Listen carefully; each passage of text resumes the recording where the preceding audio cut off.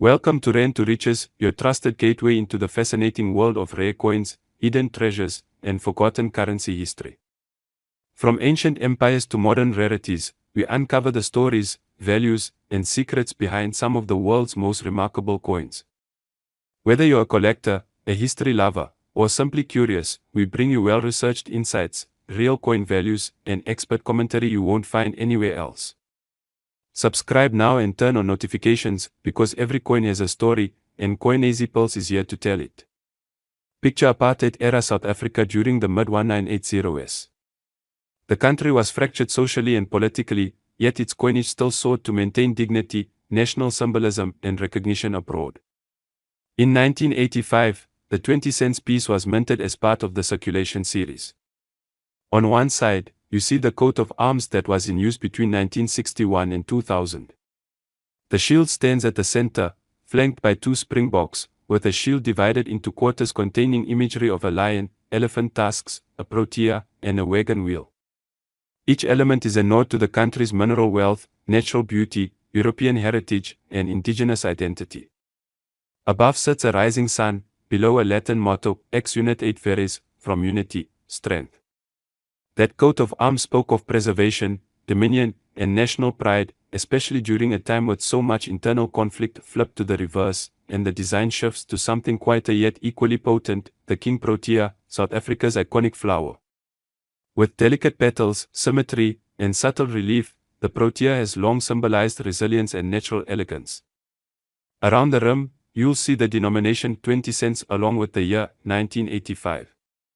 The combination of fauna, flora, and heraldry makes this coin potent in meaning, strength born of unity, growth, and the beauty native to the land. Now, when the South African Mint struck these coins, they were made for mass circulation. Back in 1985, they were everyday legal tender, the kind of change used for small purchases, public transport fares, or pocket money for kids.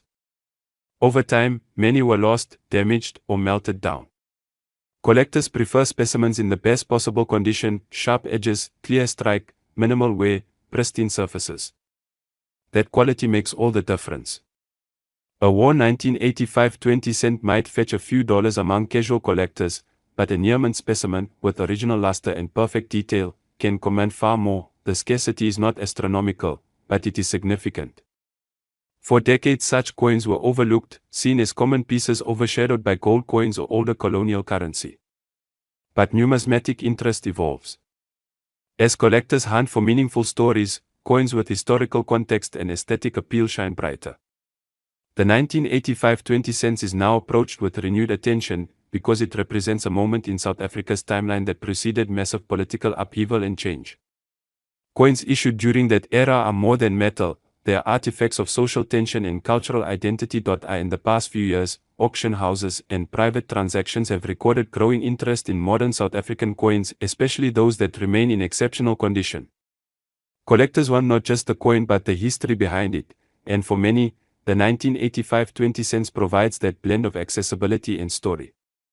Some sellers have attached premium prices to examples graded by respected third-party grading services. The highest quality specimens have fetched figures that turn heads in the numismatic community. Imagine a coin once exchanged for pocket change now being appraised far above its face value. This coin has journeyed from everyday life into a realm of rarity and prestige.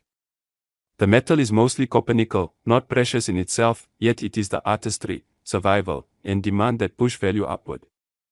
Condition is the ruler. The more flawless, the more desired. A coin with scratches, rim damage, or hairlines is sidelined. But one that appears almost freshly minted, with deep relief and strong feels, those become treasure. Let's walk through a scenario. Suppose a collector acquires a pristine example. The luster catches light at certain angles, the glyphs in the coat of arms remain crisp and frets of the protea petals are finely defined. The edges may bear only the faintest signs of life. That coin might be submitted to a grading lab, receive a top grade such as MS67 or higher, on the Sheldon scale, and then enter the marketplace under capitalization not merely for its metal, but for its historical and artistic significance.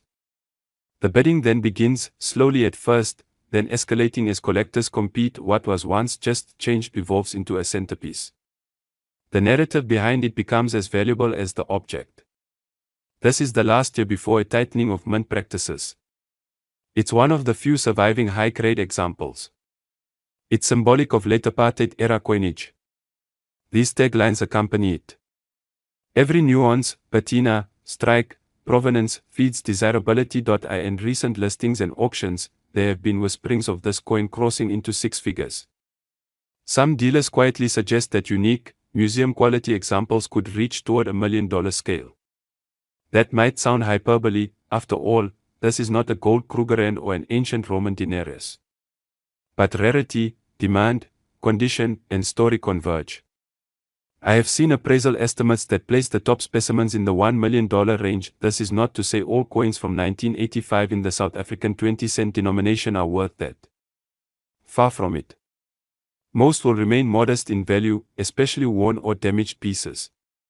But when you encounter one in exceptional, near-flawless condition, you touch a coin whose potential is wildly disproportionate to its face value. A coin that began life in everyday circulation can now quietly loom among prized collectibles.